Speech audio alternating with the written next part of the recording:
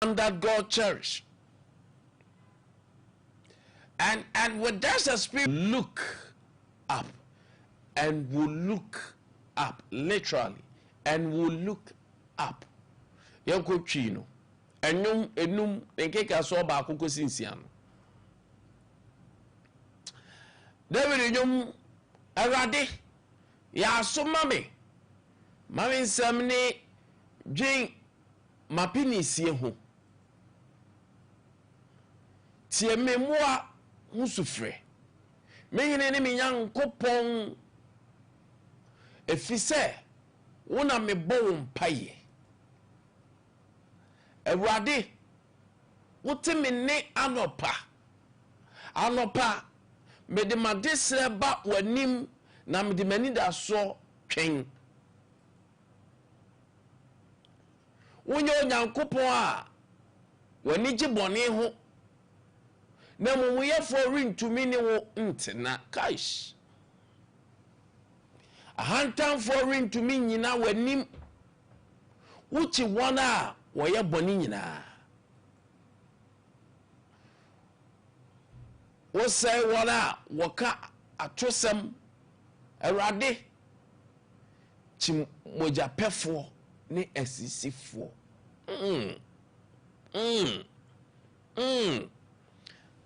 These are powerful songs of David. These are powerful psalms of David. And who here pasa no pebiano.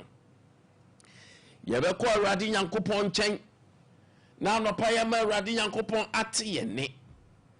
Eye very, very important. Anopa bia was Awurade Nyankopon te ye ne.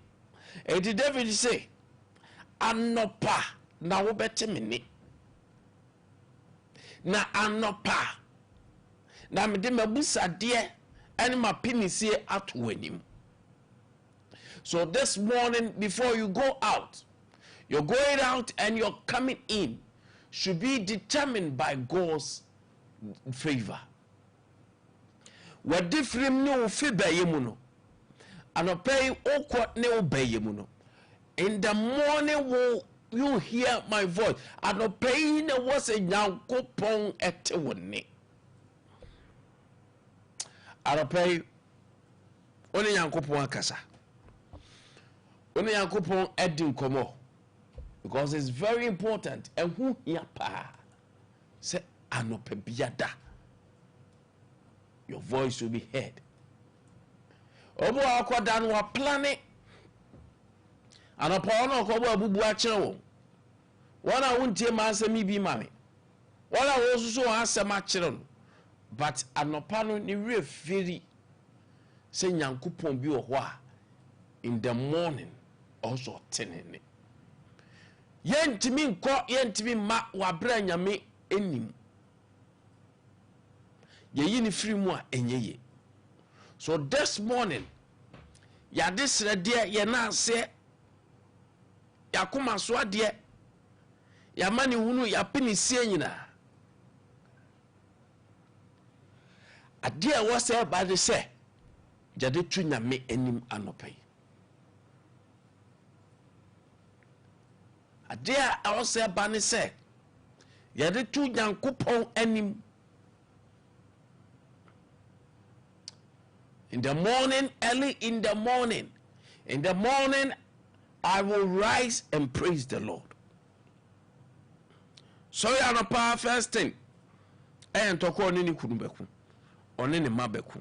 But ano pay die. Yansesa the dynamics. Ano pa bia no yama Yehowa Nyankopon tie ne. Yama Nyankopon enti esufre. Yama Nyankopon tie nkwa nana. There is a reason why he said in the morning, anopano, there should be a communication. There should be that anchor that you link. The anchor that you link yourself to. There should be that anchor.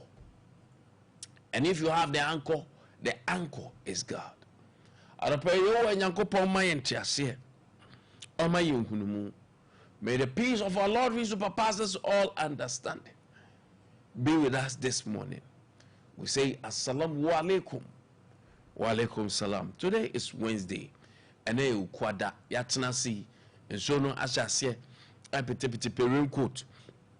Chidian so apebi and fen so ni yi wano because the and share danye hu biasa na yebekọ adwuma ram na kọ adwuma na aya de nyoma yi ho anu too much. Ye de nyoma yi ho anu too much. Eno na emboyin. Anopay adwuma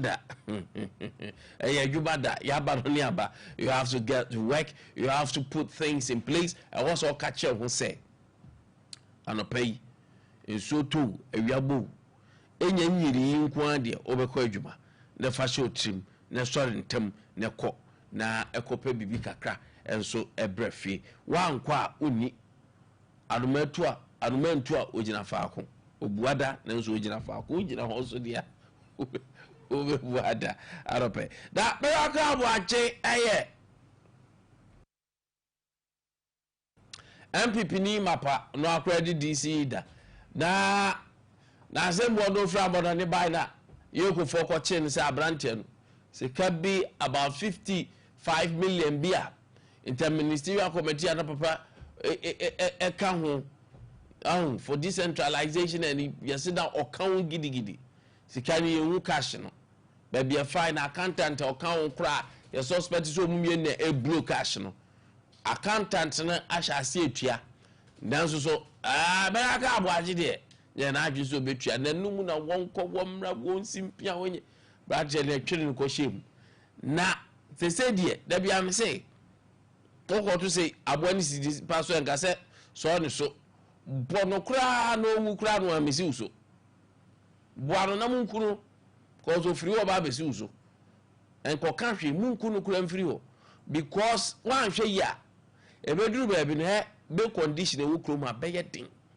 media me mani aje o because the MPP for kan ya ba edi 1000 years cry ya ba yan ya be hwe okroma eye se wu this guy abedwe hu mienu eye pa media payback time dia me eye me depa because say no NDC for say omo cheche omu a omu so omo didi ska omo ya niam bi misappropriation theft and the kika ho no omo chom MP4 say asa ene e ba mo so mo kope ba bi nyina na ti no o twa ti no anfa ntwam na de to na pampam o twa ai na o ye no one na wan fa dotenzi so ni nyina ho be ba asem eye pa eye checks and balances ti NDC 40 ho mu nim say o ma yo mu nyoma ya dabiom bedam to o be so nyansan ya mu nyoma yi MP4 ba do mo so de e be ye no ya hwe ya o mbechi agum eye pa say de nyame ye confusion about go for mu no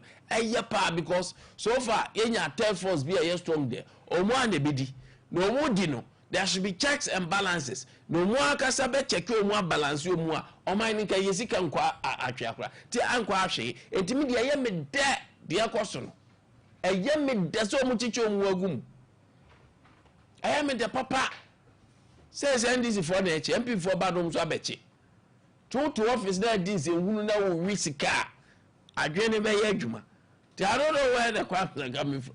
Just say the bail condition they told be ya na no wesh eh obi 55 million na wo bail condition and your account kura 4 trillion that's the only problem that something I have but whatever is going on no I am me there.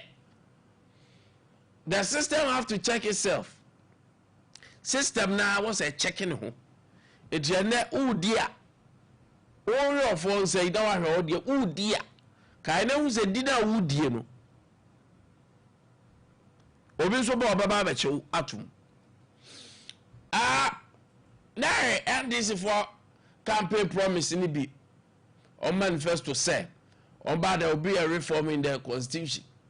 Na His Excellency by no for Professor Amoni team no se mo go hwehwem na ye hwehwe said ye dwoma besi aye our constitution baby o se ye dane that no baby o se ye reforming and all that ye say commission did the report about that na there cabinet we are hoping say said the common air ban say cabinet drew the final position the final review enche biom de baba abonten ne hu de timi yi firi mu de de beka ho wonim se de amanfo hwe bebre wo mu ye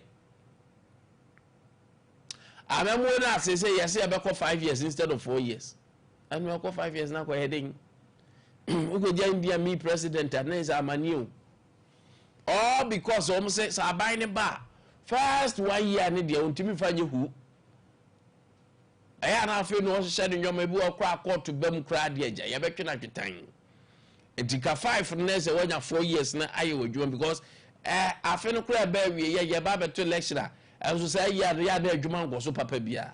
Why should the election stop us from doing what is right? Instead of say you bear 5 years, now I think there should be a proper reform in certain areas, not 5 years. And I pay you back on now, Speaker of Parliament, Swakasa, sir, I can't ask Shani Dream Kono, and he said, yes, Abia, Uncle Krabi. And I said, the person said, yeah, or many in institution in yeah, Kabum, yet me Ade Akye Abia me. Now I can't system biade, because a full ball bathroom. Because of indicators now, because there was a full bathroom.